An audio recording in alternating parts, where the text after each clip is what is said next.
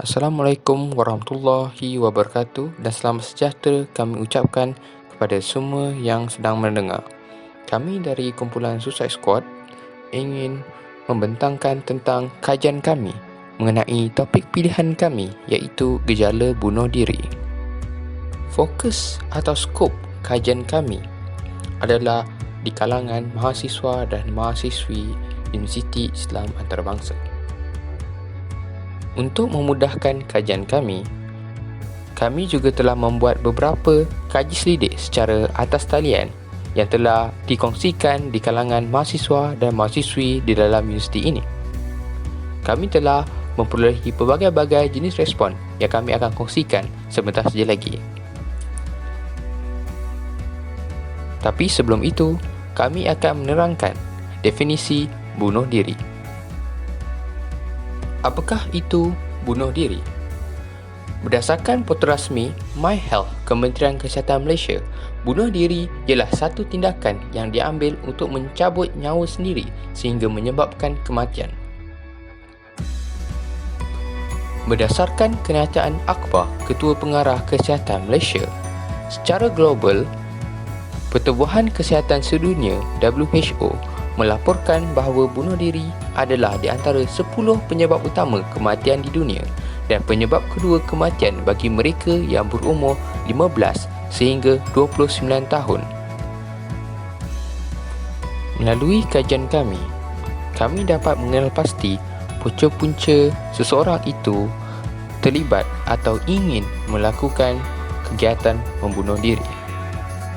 Antara punca-punca tersebut adalah kemurungan, konflik di dalam keluarga, gagal dalam hubungan, gagal dalam peperiksaan, didera, dibuli dan rasa terasing.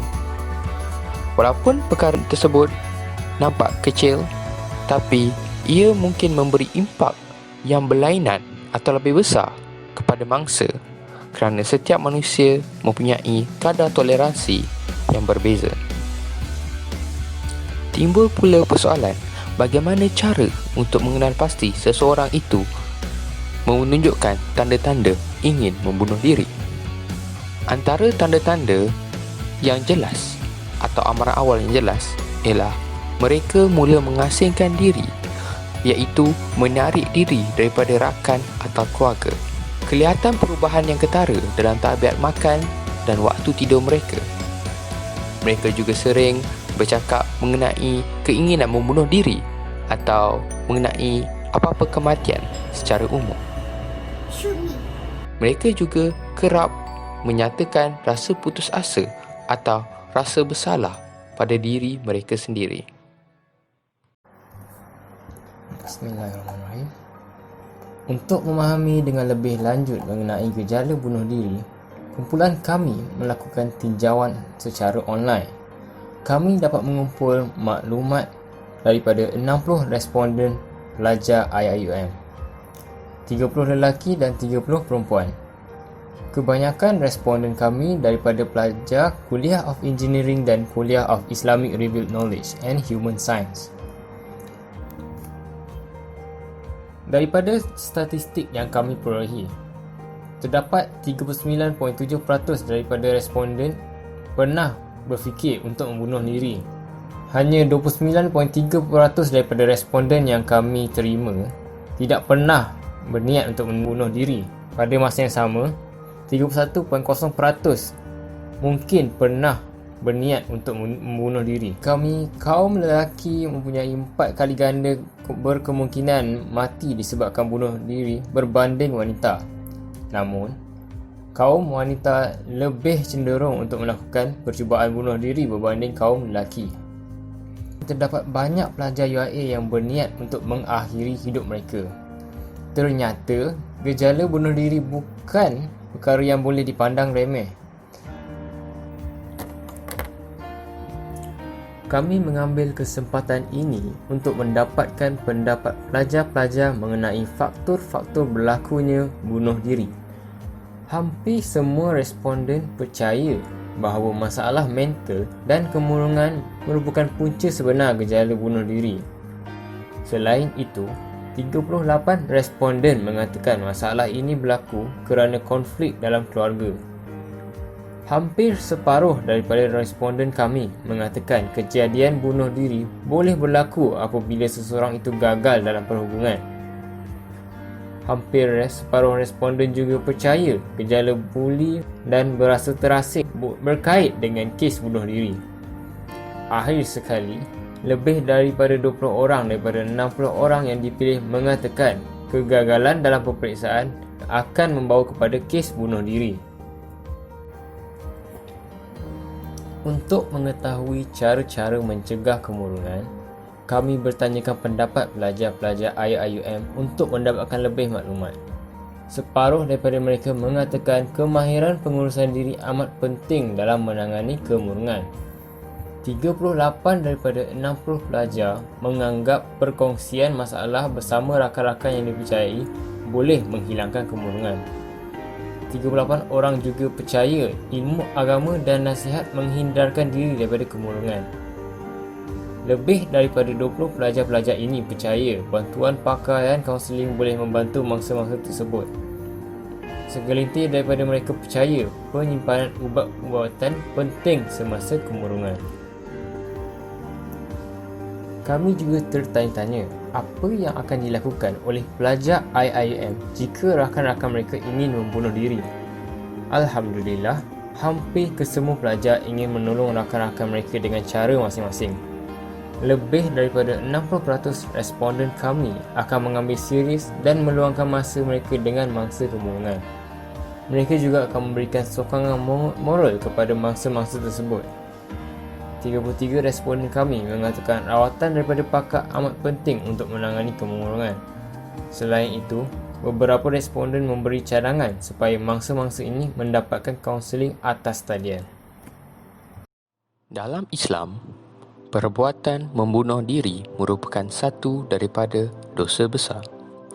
Allah Subhanahu Wa Taala melarang kita daripada melakukan perkara-perkara yang boleh membinasakan diri kita, seperti firman-Nya dalam surah Al-Baqarah ayat 195 yang bermaksud, dan janganlah kamu sengaja mencampakkan diri kamu dalam bahaya kebinasaan.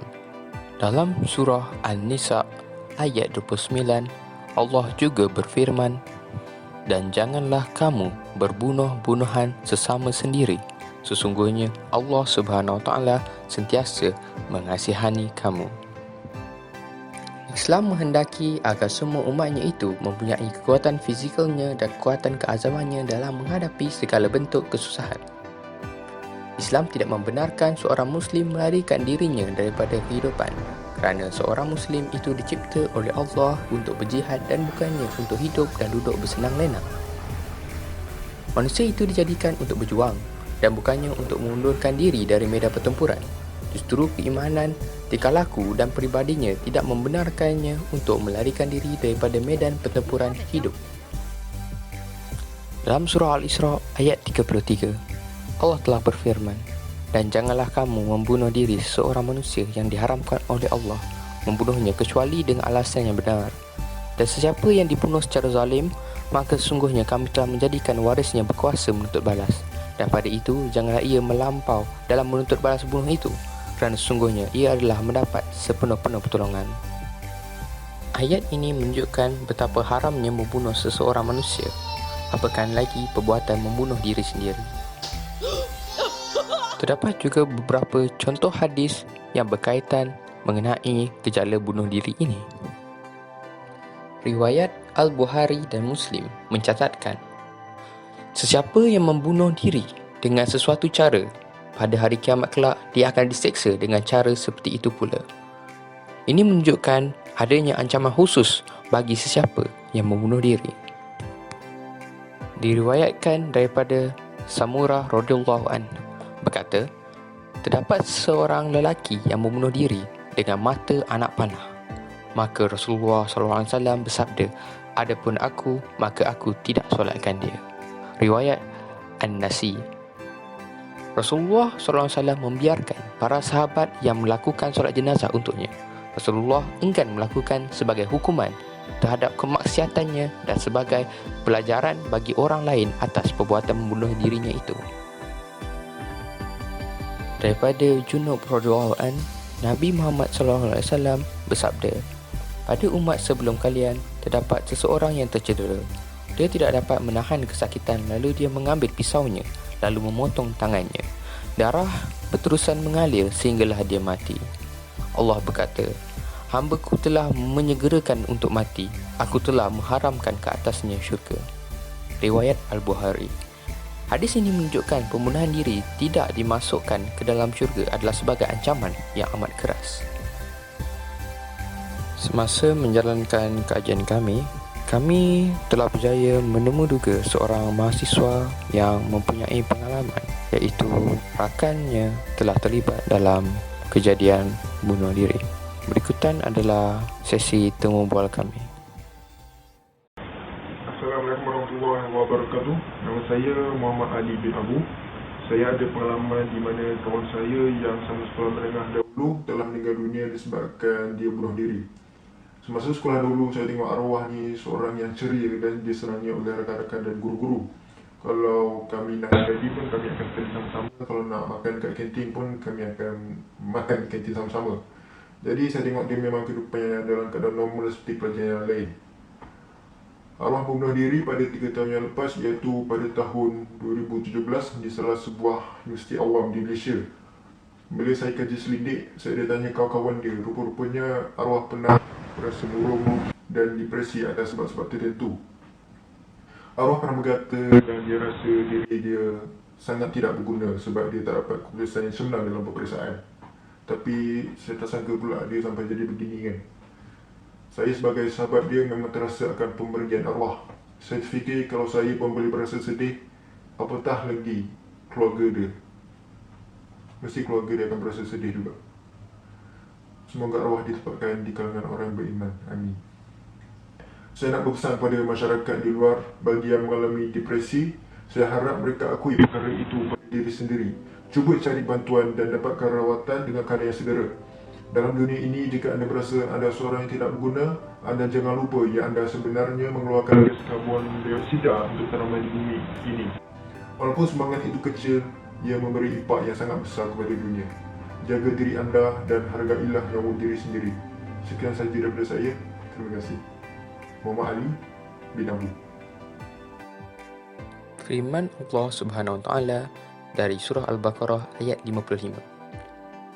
Demi sesungguhnya, kami akan menguji kamu dengan sedikit perasaan takut dan kelaparan dan kekurangan dari harta benda dan jiwa serta hasil tanaman. Dan berilah kabar gembira kepada orang-orang yang sabar.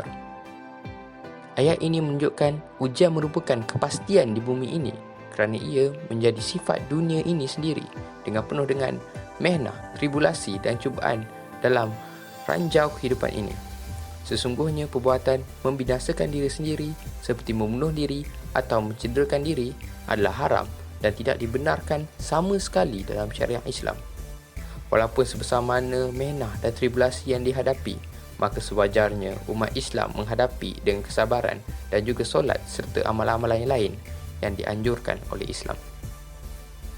Kami berharap agar pembincangan kami pada hari ini dapat membuka mata kita semua mengenai kejadian bunuh diri yang sering berlaku dalam kalangan remaja. Terima kasih kami ucapkan kerana sudi mendengar pembincangan kami pada hari ini. Assalamualaikum warahmatullahi wabarakatuh dan salam sejahtera.